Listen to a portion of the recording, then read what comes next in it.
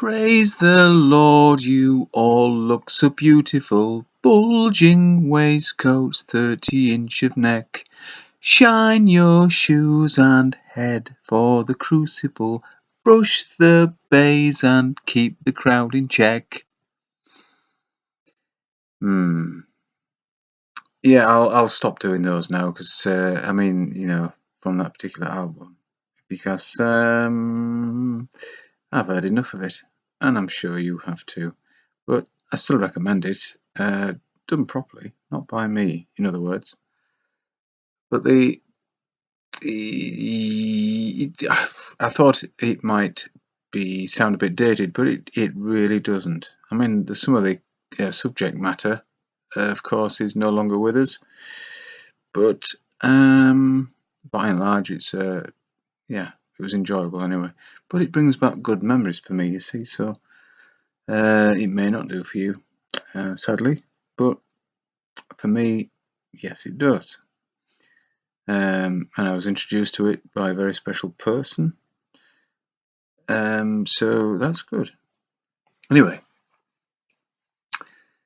been a gloriously warm, still, not particularly sunny, but just so nice to be, very pleasant temperature to work in, and just good to be out and about and alive, in fact.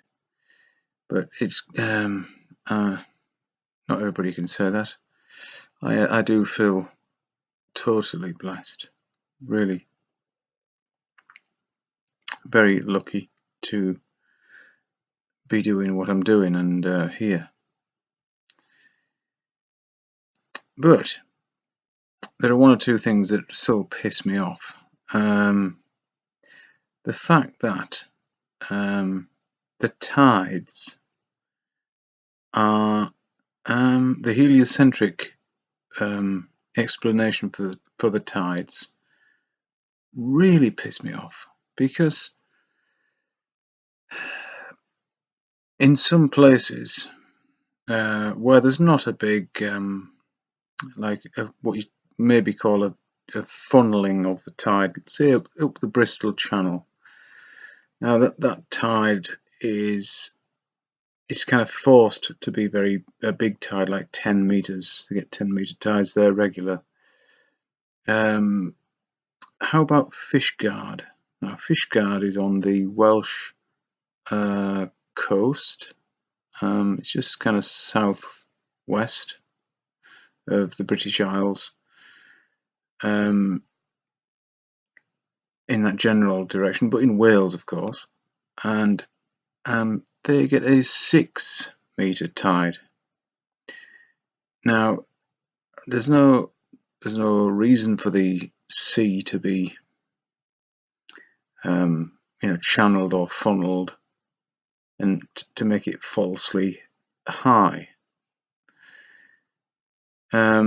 So the moon apparently pulls this water towards it. Now, do you realize how heavy 6 meters of water would be? To pull 6 meters of water towards yourself or oneself would take a great deal of power, an enormous amount of power. To raise 1 cubic meter of water 6 meters. But we're talking about like half the ocean. That ain't gonna happen. That's never. The moon isn't doing that. That's absolutely for sure. It's just common sense, for sake. If it was really doing that, human, the man with a capital M,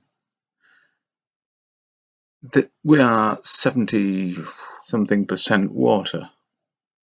So we'd fly towards the fucking moon every time there was a high tide. We'd be up there. travelling towards it. Come on, it's been obvious. If we are I don't weigh as much as a cubic meter of water. So just think about that. It's nonsense. It's utter nonsense, especially because around the other side of the so-called sphere, nonsense spinning ball Earth, the tide opposite to the one that's been pulled towards the moon is also big. It's also high. So their explanation for this, I mean, we don't live on a spinning ball, but the people who still think we do, their explanation for this is, get this, the moon pulls the Earth and the oceans towards it. Yet round the back, where the moon can't be seen, or you couldn't see the moon if you're around there, that ocean that's, it's a high tide, is left behind. It's left behind. So the gravitational pull of the moon can't, even though it pulls the Earth towards it and the ocean on the side that it can see, the moon can't pull that pesky bit of water that's the other side of the Earth. Now, I despair of that kind of logic. That because it isn't logic. It's fairyland. It's fantasy world. It's horse shit. That's what it is. That's somebody in desperation clutching at straws that, well, straw men. A straw man. You change your not normal surroundings or habitat, and to make them into fairyland, then you can do what the fuck you like. Well, no. I mean, I know, I don't need this explained to me. When I say this, I mean this nonsense, because it doesn't mean a thing. It doesn't mean a thing because, one, it's a lie, and the other one, it's a massive lie. The other thing is, even if it it wouldn't be so obviously ridiculous if it would work, if it was plausible, if there was some kind of mechanical thought that went into it. Somebody had a bit of idea, but just like the craters that we see on the moon, they look like craters. That's what we call them. Let's call them craters because that's what people call them. Now, craters are made by impact, I would think, normally. Something that looks like a crater could be, of course, a burst bubble of gloop. And as the bubble burst, the pressure forced up the surface of the gloop where the bubble formed. And no, but this isn't what it is. You know what I'm talking about, a big cauldron of bubbling something, which incidentally is I won't say it. No. It's just a music reference that it doesn't matter. But the craters are supposedly made by something impacting. Okay, so why is every crater that we see on the moon perpendicular?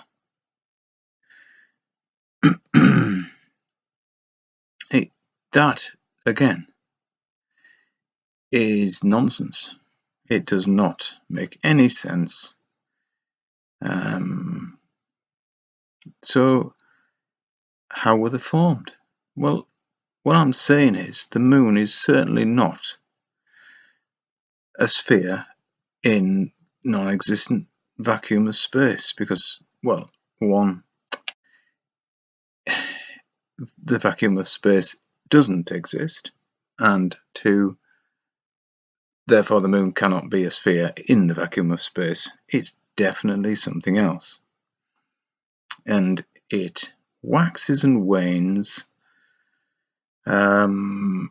with the sun has definitely got some effect, some influence. But if you that's not a very good representation. We get the moon, and when it's crescent, and then draw a line between that, a straight line, not a bent one like this is, and then perpendicular for that is where the sun should be. If you do that, you can do it with just a couple of sticks, actually, just like that. Hold it up to the moon when it's in the daytime, when the moon's visible in the day. If you do that, it's quite a distance off, meaning it cannot be the sun shining on it. It isn't anyway, it obviously isn't, because the light that comes off it isn't warm. It would be warm if it was a reflection of the sunlight. And it's actually cooler. So the reason we have the phases, and this is speculation, is some electrostatic influence, I understand, from the sun. And the sun and the moon, of course, are the same size, and they follow the same path, and they interact with each other. And you could say, or man has said, that it is like a massive timepiece. There are things that happen daily. There are things that take many years to happen again. And we have a comet, Halley's Comet. I think it's 74, 75 years around that time when it each time it appears, so to say. Now, that is a little bit. If you understand how the heliocentric solar system is supposed to work, that comet could never come back. Now, when Hale-Bopp went through in '97, it was splendid. I saw it. It's a great thing. But that was a marcation of time. That's what it was. And I remember some university or something studying it and said it would be back, or maybe even NASA, I don't know, whoever, they're all liars, said it would be back in, it was 4,000 years. What's it going to do? Hide and come back in 4,000 years? And that's a safe bet, isn't it? Because they're going to dig you up and say, hey, you were wrong about that, mate. Where is it now? For 4,000 years, how the could it do that? We are billions of miles away. We travel billions of miles in a year, and that has to come back. because of our sun?